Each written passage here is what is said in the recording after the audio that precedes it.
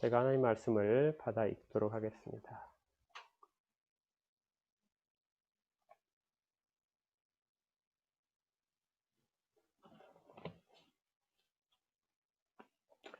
사도행 28장 1절입니다. 우리가 구조된 후에 안즉 그 섬은 멜리데라 하더라. 비가 오고 날이 참에 원주민들이 우리에게 특별한 동정을 하여 불을 피워 우리를 다 영접하더라. 바울이 나무 한 묶음을 거두어 불에 넣으니 뜨거움으로 말미암아 독사가 나와 그 손을 물고 있는지라. 원주민들이 이 짐승이 그 손에 매달려 있음을 보고 서로 말하되 진실로 이 사람은 살인한 자로다. 바다에서는 구조를 받았으나 공의가 그를 살지 못하게 함이로다 하더니 바울이 그 짐승을 불에 떨어버림에 조금도 상함이 없더라. 그들은 그가 붙든지 혹은 갑자기 쓰러져 죽을 줄로 기다렸다가 오래 기다려도 그에게 아무 이상이 없음을 보고 돌이켜 생각하여 말하되 그를 신이라 하더라. 이 섬에서 가장 높은 사람 보블리오라 하는 이가 그 근처에 토지가 있는지라. 그가 우리를 영접하여 사흘이나 간절히 머물게 하더니 보블리오의 부친이 열병과 이질에 걸려 누워 있거늘 바울이 들어가서 기도하고 그에게 안수하여 낫게 하매 이러므로 섬 가운데 다른 병든 사람들이 와서 고침을 받고 후한 예로 우리를 대접하고 떠날 때 우리 쓸 것을 배에 실었더라. 아멘.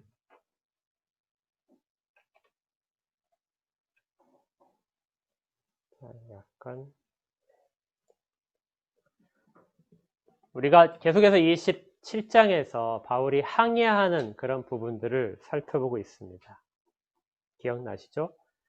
바울이 항해를 시작하는 처음부터 시작해서 바울의 항해는 매우 힘들었습니다. 그 힘든 항해 동안 하나님께서 여러 가지 방법으로 여러 가지 위기 상황에서 지키셨던 것을 기억하실 겁니다. 제일 먼저 풍랑 가운데서 지키셨죠. 풍랑 가운데서 한 사람도 상하지 않도록 목숨이 해함을 받지 않도록 그렇게 주님께서는 모든 사람 276명이나 되는 모든 사람을 지키셨습니다. 일반적으로 항해를 할 때 폭풍을 만나게 되면 모든 사람이 지금은 이제 좀 해양 기술이 발달했지만 과거에는 그렇지 않았지만 과거에는 모든 사람이 구함을 받는다는 것은 매우 어려웠습니다. 특별히 우리가 그 성경 말씀에서 살펴봤듯이 14일이나 하늘의 별도 볼 수 없고 낮에 해도 볼 수 없는 그런 상황에서 이렇게 여행을 했다는 것은 매우 기적적인 일입니다. 하나님께서 분명히 그 배를 지키셨던 것이죠. 또한 선원들이 살 희망이 생기자 모든 사람을 버리고 탈출하려고 하는 그 순간에도 하나님께서는 바울을 통해서 모든 사람들을 지키셨습니다. 거기가 끝이 아니었죠. 이제 육지에 상륙하려고 보니까 죄인들이 도망갈까봐 군인들이 죄인들을 다 죽이자 이렇게 했을 때 그때 바울을 포함해서 다 죽임을 당할 위기 속에서도 하나님은 백부장을 통하여 바울과 모든 사람들을 구하셨습니다. 이렇게 힘든 상황 속에서 항해를 마쳐갈 때 배가 마지막으로 깨지게 되죠. 그래서 헤엄치거나 널판지를 잡고 모든 사람들이 그렇게 가야 했습니다. 다행히 276명 모두 다 섬에 상륙할 수 있었습니다. 바울이 상륙한 섬을 보게 되면요. 지금 여기에 나와 있는 이 지도가 우리 전에 봤던 지도였는데요. 14일 동안 바다에서 표류를 하다가 겨우 닿았던 섬, 이 섬의 이름이 멜리데입니다. 조그맣게 멜리데라는 섬 이름이 보이죠.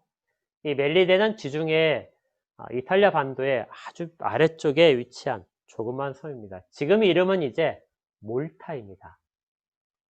몰타 공화국인가 이렇게 되어 있죠. 그래서 관광지로 꽤 유명한 곳인데요. 이 몰타에 배가 이제 좌초되면서 모두 상륙하게 됩니다. 위쪽에 보는 것이 이탈리아, 로마가 잘 끝에 있습니다. 제일 위쪽에. 그리고 그 밑에 있는 섬 하나가 시칠리아 섬, 우리가 시실리라고 하는 섬입니다. 거기로부터 아주 남쪽으로 아프리카 쪽으로 치우쳐져 있는 조그마한 섬, 이것이 바로 멜리데죠. 근데 이 멜리데 섬은 지도를 보게 되면 이렇게 되어 있습니다. 지도에 보게 되면 이제 이 부분인데요. 이 부분에 쑥 들어간 부분 보이시죠? 여기가 바울만 이렇게 되어 있습니다. 쑥 들어간 부분을 만이라고 하는데 거기에 이 붙은 이름이 바울이에요.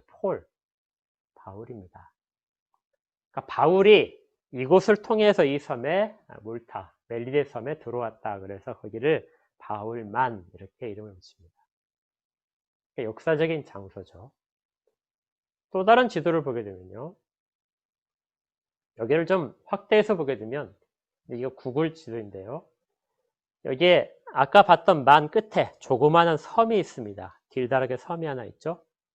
이 섬의 이름이 바울섬입니다. 그러니까 바울이 여기로 들어오다가 이 북쪽에서부터 들어왔어요. 들어오다가 이 섬 근처에서 배가 좌초를 한 것입니다. 두 불이 만난다는 것은 이 가운데 있는 섬과 그 더 큰 섬 사이에 이 조그마한 해협 비슷한 곳으로 물이 흐르고 있고, 그 다음에 이제 지중해 물이 만나는 곳이다. 이렇게 돼 있죠. 저곳에 바울이 상륙을 했습니다. 자, 이제 사진으로 보게 되면요. 지금 동그라미가 쳐져 있는 이게 섬인데, 여기 가운데 이 부분 보이시죠? 이 부분이 바울의 그 돌로 바울을 모습을 만들어서 세우는 곳입니다. 그러니까 이 섬은 다른 건 전혀 볼 것이 없고 바울이 상륙한 곳이다. 이것밖에 의미가 없어요. 그리고 여기 지금 동그라미 쳐져 있는 곳이 바울이 탄 배가 암초에 걸려서 깨진 곳. 여기서부터 이제 바울이 올라온 곳입니다. 구글 지도에 보게 되면 여기 바울의 이제 그 모습을 딴 석상이 있고요. 이 지점이 바울이 첫 발을 디딘 장소라고 합니다. 그러니까 역사적으로 2000년 전에 이렇게 바울이 276명과 같이 이쪽으로부터 난파를 해서 올라온 섬이 되겠습니다.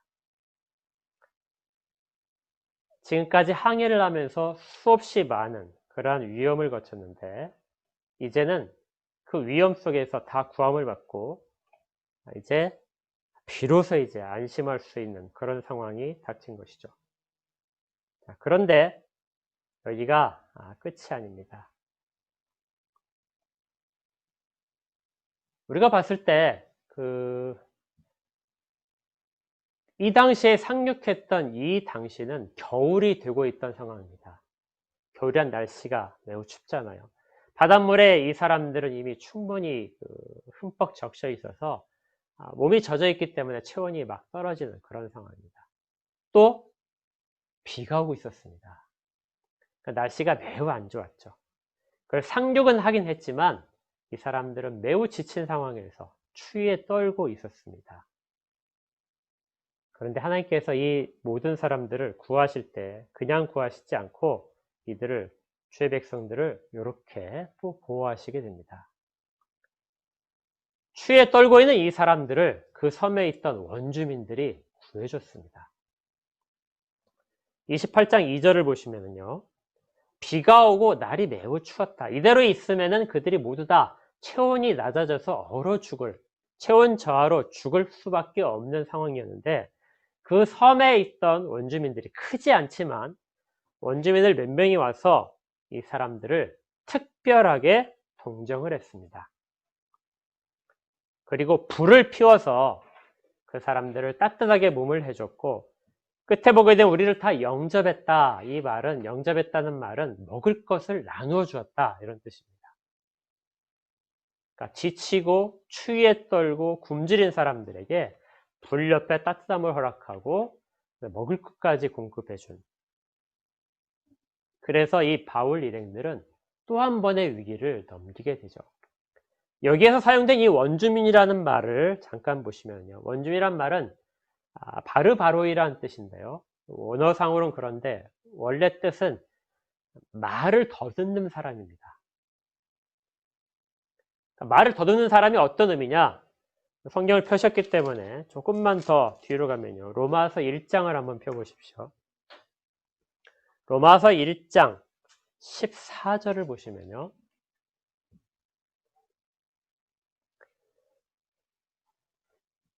이렇게 기록되어 있습니다. 헬라인이나 야만인이나 지혜 있는 자나 어리석은 자에게 다 내가 빚진 자다. 거기에 야만인과 헬라인으로 구분이 되는데요. 당시에 그 지중해 근간에 있었던 사람들은 모든 사람들을 두 가지로 분류했습니다. 첫 번째는 헬라인이에요. 헬라 말을 할 수 있는 사람들. 이 사람들은 문명화된 사람들이고 지식인들입니다. 그리고 헬라인을 하지 못하는 사람들을 다 무엇이라고 그랬어요? 야만인. 이 야만인에 해당하는 것이 바로 바르바로이입니다. 밑에 여러분들이 혹시 성경에 각주가 있으시면 각주를 보시면 이렇게 되어 있어요. 헬라어를 사용하지 않는 사람. 그러니까 헬라어를 사용하는 사람과 헬라어를 사용하지 않는 사람으로 나눌 때 그 헬라어를 사용하지 않는 사람들 당시에 뭐라고 했다고요? 다 야만인이다, 원주민이다 이렇게 불렀단 말이죠. 그렇다면 이 바울이 섬에 상륙을 했을 때 그 섬에 있던 사람들하고는 대화가 잘 통하지 않았을 겁니다. 그 사람들 헬라어를 사용하지 않으니까요.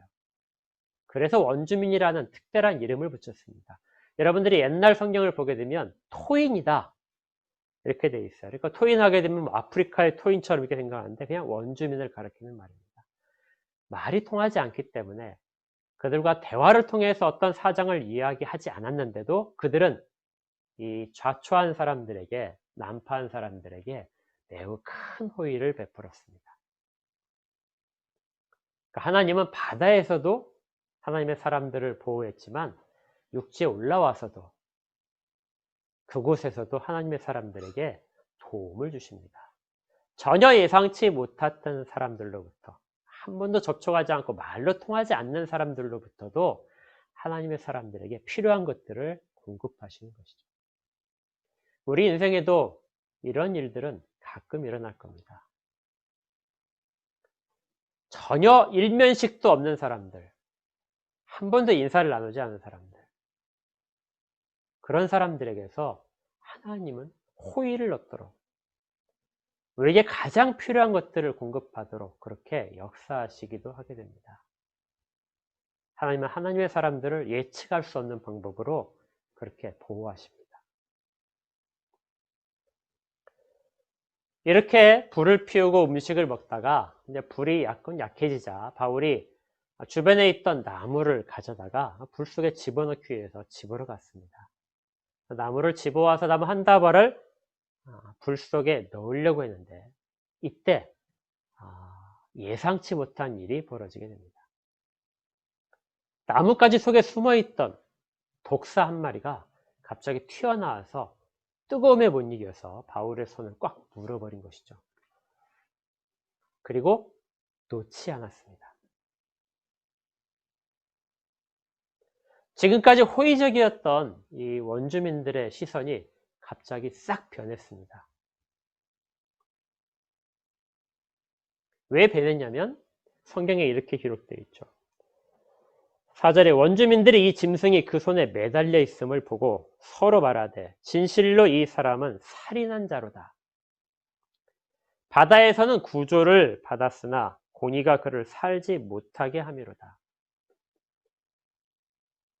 일반적으로 바닷가에 가거나 선원들 사이에서는 미신이 굉장히 많습니다. 또 산간 오지에서도 미신은 굉장히 많죠. 그들에게는 두려워하는 대상들이 언제나 자연입니다. 산간 오지에서는 산 짐승이 두려움의 대상이죠. 또 하늘에 있는 별이나 달이나 해도 두려움의 대상 가운데 하나입니다. 바닷가에 가게 되면 바다가 두려움의 대상이죠. 그래서 선원들 사이에서는 부정한 사람이 배를 타게 되면 배가 침몰하게 된다 하는 이야기들이 항상 있습니다. 그래서 바다신을 달래기 위해서 제사를 지내기도 하고 또 제물을 바치기도 하죠. 바울이 탄 배가 난파를 한 것은 이 섬 사람들이 볼 때에는 누군가가 죄인이 타고 있었다 이렇게 생각을 할 수 있었던 것이죠. 그런데 어떻게 해서 구사일생으로 살아났지만 그 위기는 첫 번째 견뎠지만 이제 그 살인자를 신이 벌하기 위해서 뱀을 보내서 살인자를 물게 했다. 거기에 특별하게 뭐라고 되어 있냐면요. 공의가 그를 살지 못하게 할 것이다. 살인자는 반드시 죽임을 당해야 되는데 그가 바다로부터는 살아났지만 이제 독사, 신의 대리자인 독사를 통해서 그의 모든 죄가 처벌받을 것이다. 이것이 원주민들이 갖고 있던 그런 미신이었습니다.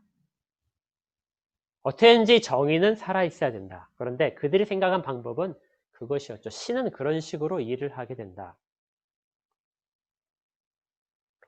그런데 바울이 그 뱀을 불에 떨궈 버립니다.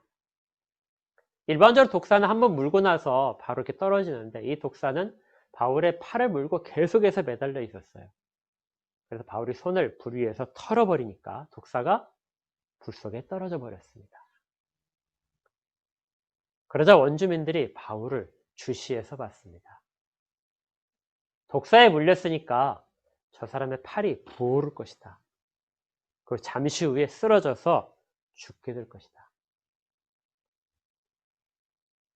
그런데 놀랍게도 바울에게는 아무 일도 일어나지 않았습니다. 원주민들이 매우 놀랐습니다. 분명히 독사가 자기들이 믿는 신의 대리자인 독사가 와서 물었는데 바울이 멀쩡하다. 자, 그렇다면 그들이 생각할 수 있는 것은 신의 심판을 넘어서는 사람, 신의 징벌을 이길 수 있는 사람, 신밖에 없다는 것이죠. 그래서 그들은 바울을 신이라고 했습니다. 말이 통하지 않는 상태에서 이렇게 1년에 일어난 이 초자연적인 사건은 바울을 신으로 섬기게 되는 그런 일이 발생하게 된 것이죠. 바울이 아마 말리고 싶었을 겁니다. 그런데 말이 통해야 말리죠. 그 사람들은 바울을 매우 높이 생각하면서 그에게 모든 호의를 계속해서 베풀게 됩니다.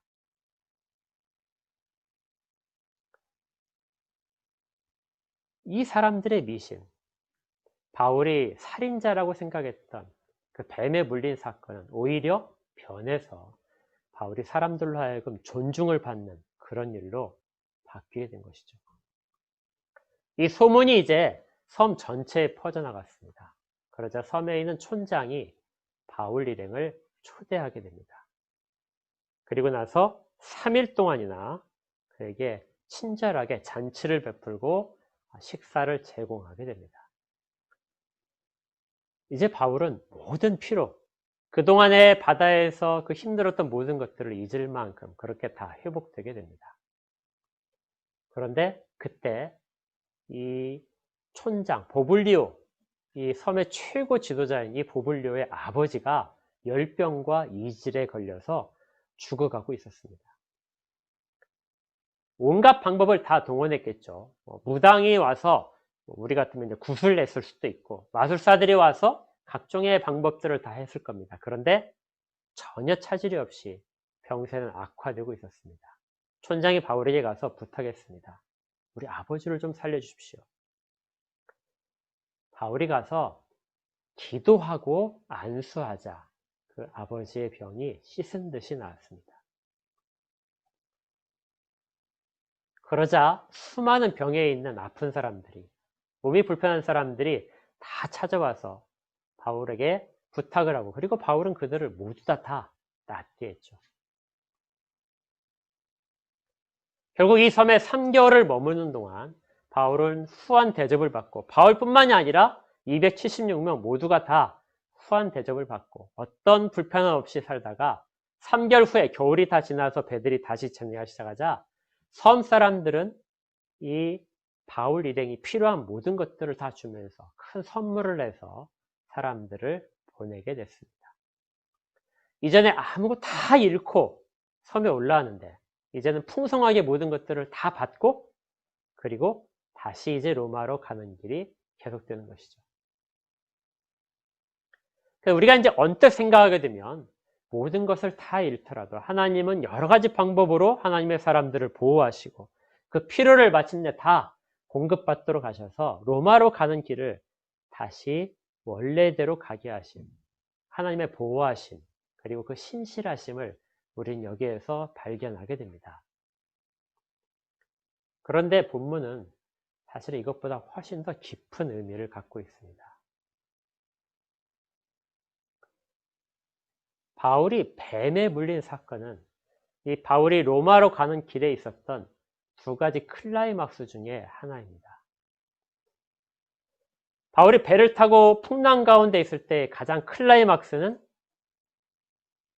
풍랑 속에서 바울이 사람들에게 식사하기를 이야기하고, 그리고 바울이 떡을 들고 하나님 앞에서, 모든 사람 앞에서 하나님 앞에 축사하던 장면. 그 장면이 이 항해 가운데 가장 클라이막스에 해당하고요. 배에서 내린 다음에 그 다음에 클라이막스는 바울이 뱀에 물리는 장면입니다. 여러분들이 잘 보시면 이전에 배를 탔을 때는 처음에 백부장과 선장, 선원들의 말이 그 배를 좌지우지했었죠. 모든 사람들은 그들의 명에 따라야 됐습니다. 그리고 나중에 마지막 부분까지 백부장의 지시가 모든 사람들의 갈 길을 이야기했었죠. 그런데 28장에 들어가게 되면 백부장의 지시는 전혀 나타나지 않습니다. 백부장이 모든 일의 결정권이 아니라 이 모든 일의 결정권은 바울에게 모두 다 가는 것이죠. 바울로 인해서 그 사람들이 원주민들로부터 호의를 받고 촌장으로부터 대접을 받고 떠날 때에는 필요한 모든 것들을 다 공급받는 일이 발생하게 됩니다. 그 모든 것들을 가능하게 한 것은 바울이 뱀에 물려서죠. 바울이 뱀에 물린 사건은 굉장히 사실은 위기 상황이었습니다. 독사가 물었기 때문에 바울은 당연히 죽을 수밖에 없었겠죠. 그렇지만 바울에게는 아무 일도 일어나지 않았습니다.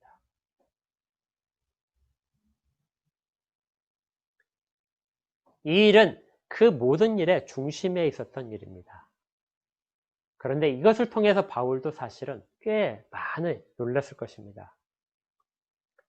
왜냐하면 주님께서 제자들에게 마지막에 당부하실 때 그때 하신 말씀 가운데 이 일이 있었기 때문이죠.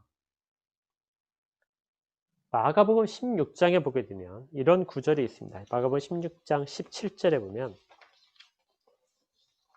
믿는 자들에게는 이런 표적이 따르리니 곧 그들이 내 이름으로 귀신을 내쫓으며 새 방언을 말하며 뱀을 집어올리며 무슨 독을 마실지라도 해를 받지 아니하며 병든 사람에게 손을 얹은즉 나으리라 하시니라.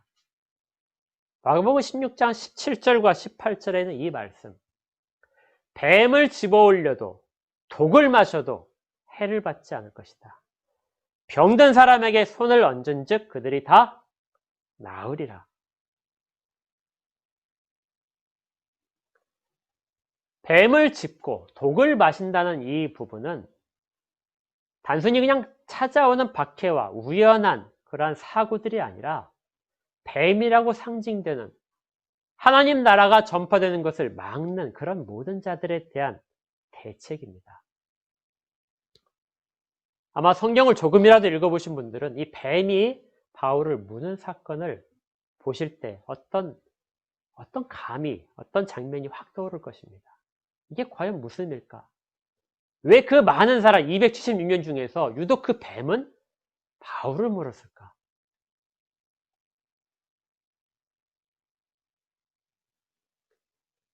뱀은 창세기부터 요한계시록까지 하나님 백성에 대한 방해자입니다. 하나님 백성이 하나님 나라의 백성답게 사는 것을 방해하는 것이 사탄인데 그 사탄의 도구로서 사용되고 사탄의 대리자로서 사는 것이 뱀이라는 상징적인 동물이죠.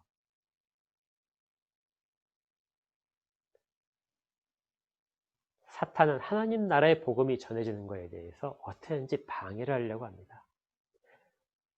그래서 사탄의 방해하는 공작 가운데 일어나는 부분이 바로 여기에 해당하죠. 유대인들 가운데는 아주 심한 욕 중에 하나가 독사의 자식이라는 것입니다. 기억나실 겁니다. 세례자 요한이 요단 강가에서 세례를 줄 때 바리새인과 서기관들이 찾아오게 되자 그들에게 독사의 자식들아 하고 욕을 했습니다. 독사란 말은 그처럼 유대인들에게는 정말 자기 친지, 정직한 사람, 공의로운 사람에게 사용할 수 없는 단어입니다. 뱀과의 대립, 적대적인 관계, 하나님의 백성과 뱀의 대립은 바로 이 장면에서 다시 나타나는 것이죠. 그래서 이 부분은 사단이 복음이 전진하는 것, 하나님 나라가 로마까지 가는 것을 막기 위한 최후의 저항이었습니다. 뱀을 잘 보십시오. 뱀이 독사가 물고 나서 대롱대롱 매달려 있습니다. 아주 집요하게 하나님의 사람을 방해하고 매달리는 거죠. 그 이빨에는 독의 마지막까지도 바울에게 퍼붓고 있는 것입니다. 사단은 하나님의 사람들이 내가 이쯤 하면 됐지 해서 안전하고 안심할 때에도 숨어서 틈을 탑니다. 그리고 그 모든 독액을 퍼부어서 그 길을 막으려고 하는 것이죠.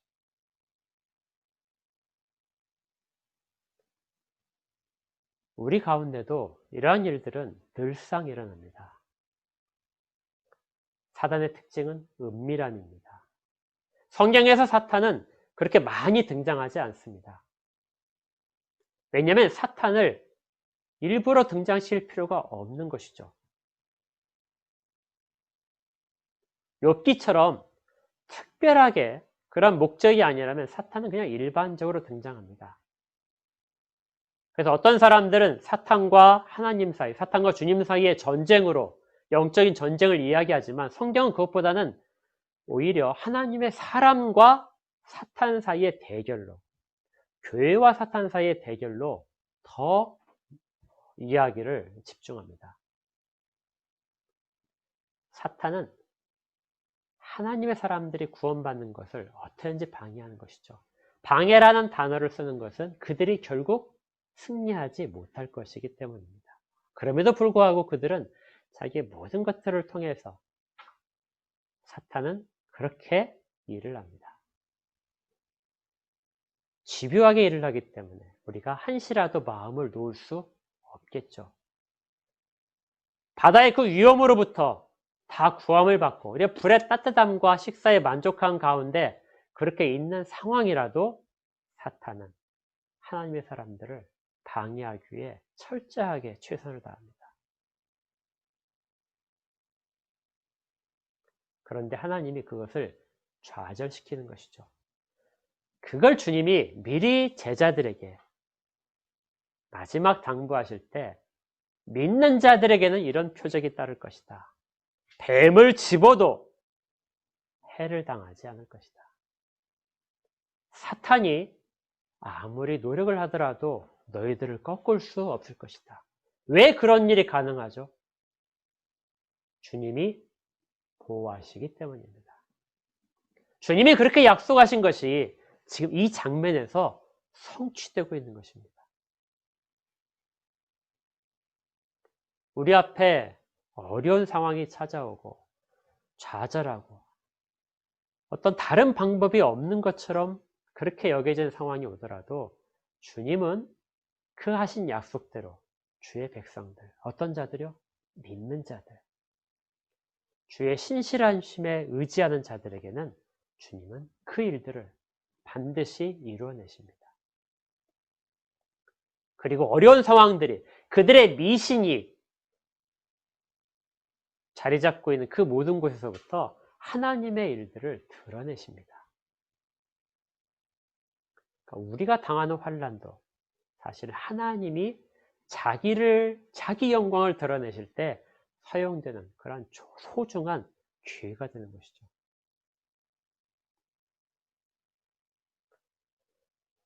이 일은 또 그 지역에 그 자리 잡고 있는 아주 어두운 세력들에 대한 상징이기도 합니다. 그 지역에 미신으로 가득 찬 곳이죠. 그래서 그들이 뱀을 숭배하는 그런 사상이 있음을 여기서도 어느 정도 짐작할 수 있습니다. 그런데 그런 뱀에 물려도 뱀의 그 독에도 해를 당하지 않는 그러한 초자연적인 이적을 통하여 하나님은 바울이 하나님의 사람임을 사람들 가운데 드러내신 것이죠. 그리고 결과가 매우 놀랍게 일어납니다. 성경에는 기록되지 않았지만 이 초대교회의 역사를 보게 되면요. 이 멜리데라는 섬, 이 몰타라는 섬은 기독교의 중심이 되게 됩니다. 바울이 3개월 동안 머물러 있었는데요. 말이 통하지 않기 때문에 중간에 통역이 촌장 앞에 갔을 땐 통역이 있었을 것입니다. 그 바울이 3개월 동안 촌장의 옆에 머물게 되는데 특별한 대접을 받아서 머물 때 바울이 굴 속에서 매일같이 기도했다고 합니다.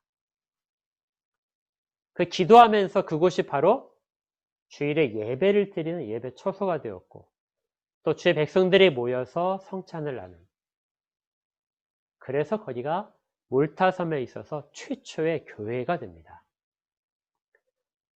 처음엔 장소가 좁았는데 조금씩 사람들이 모여들어서 그 섬에 있는 미신들이 다 극복되고 복음이 그 자리를 대신하게 됐죠.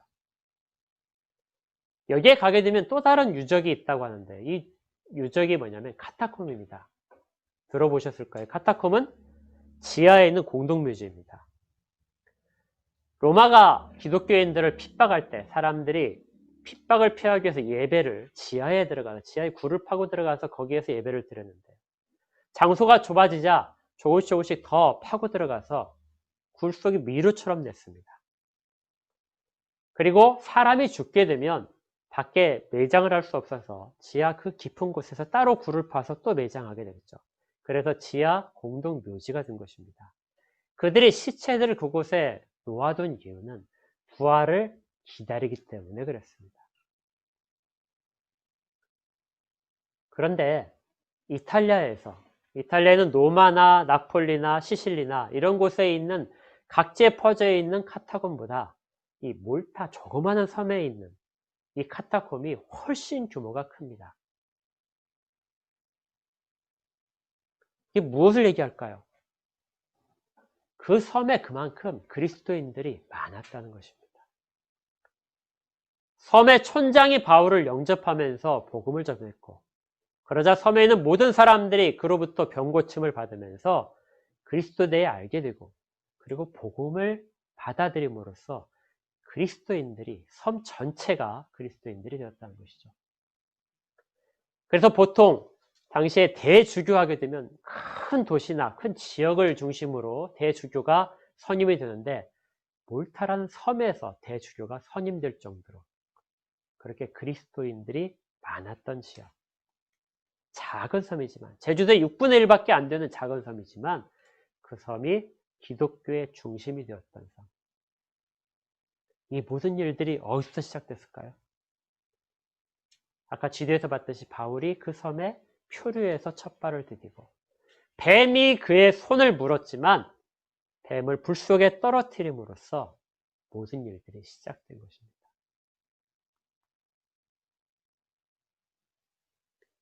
이것은 매우 놀라운 일입니다. 바울이 지금 어디로 가고 있었죠?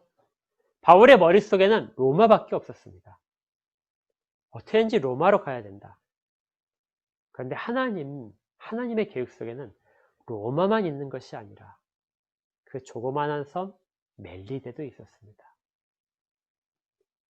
바울을 표류시키셔서 그 멜리데로 보내시고 멜리데에서 초자연적인 기적을 통해서 바울의 복음이 그들 가운데 쉽게 들어갈 수 있도록 하시고 그리고 그 섬 자체를 복음화시키신 것이죠.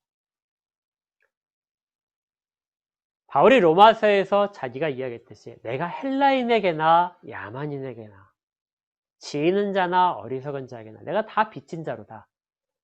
바울의 그 마음에 있는 불편함, 그 사명에 대한 이루지 못하는 부분, 야만인에 대한 것들, 원주민에 대한 것들을 하나님은 그 방법을 통해서 정말 예상하지 못한 방법을 통해서 그렇게 이루어내신 것입니다. 하나님은 지금도 그렇게 일을 하십니다.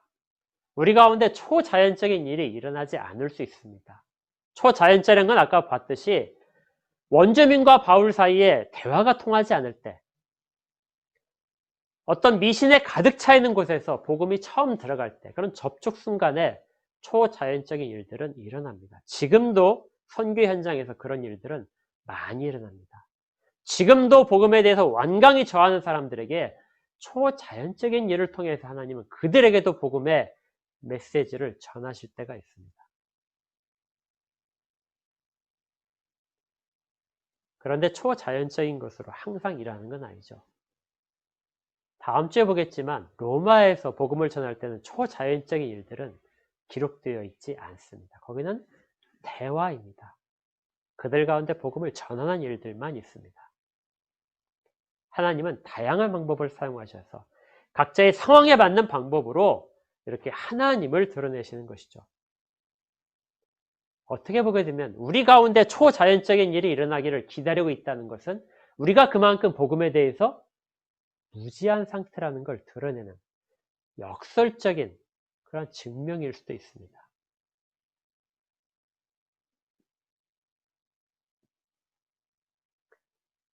바울은 3개월 동안 그들 가운데 복음을 열심히 전했고요. 그들 가운데 하나님께 예배하는 것이 무엇인가를 몸으로 보여주고 함께 가르쳤습니다. 하나님은 이처럼 신실하신 분입니다. 그리고 그 신실함에 의지해서 바울도 신실했습니다. 그 결과가 사단의 일을 물리치고 그 지역을 복음화시키는 성공적인 결과로 나타나게 된 것이죠. 우리에게도 개인적으로도 그러한 일들은 일어납니다. 성령의 바울에게만 일어난 일이 아니라 지금도 우리가 만나는 모든 세상의 삶의 현장에서도 동일하게 사탄은 숨어 있고 우리를 물고 뜯어서 우리를 살인자라고 여겨지게 그렇게 모함하는 방면으로 그렇게 방해를 하려고 합니다. 좌절하게도 만들고 어려움을 당하게도 만듭니다. 그런데 어떻다고 했죠? 믿는 자에게는 그 모든 일들이 다 수포로 들어갑니다. 그리고 오히려 그걸 통해서 하나님의 이름이 드러나고 우리의 신앙이 드러나고 그리고 그들의 미신과 잘못된 편견들이 깨어지게 되겠죠. 하나님은 지금도 그렇게 일하십니다. 그리고 우리가 그렇게 사용되도록 우리의 믿음도 요구하십니다. 그러면 모두가 다 회복됩니다. 잃었던 모든 것들, 지쳤던 몸과 마음도 호의와 대접을 받으며 다 회복되는 귀한 역사가 일어날 것입니다. 이제 모든 바울의 항해가 끝나고 바울은 이제 로마로 향해 갑니다. 처음에 예정됐던 여행은 아직 끝난 것이 아닙니다. 중간에 일어났던 그 모든 것들을 통하여 교회가 가야 할 길이 보여지는 것이죠. 끝까지 주 앞에 믿음을 지켜라. 그러면 주가 보호하신다.